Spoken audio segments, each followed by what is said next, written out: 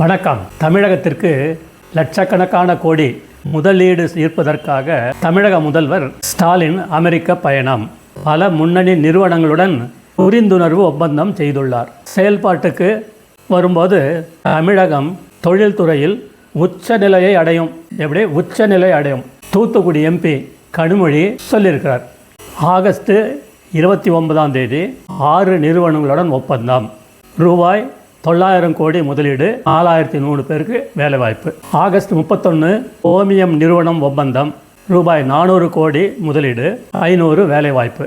September 4 ரூபாய் 200 கோடி முதலீடு, 500 வேலைவாய்ப்பு. அஷ்யூரண்ட்டு சென்னையில் திறன்மை அமைக்க புரிந்துணர்வு ஒப்பந்தம். அது எத்தனை பேருக்கு வேலை என்னன்றது தெரியல.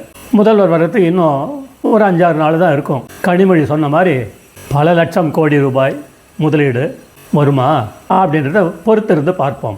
ஜெய்ஹிந்த்.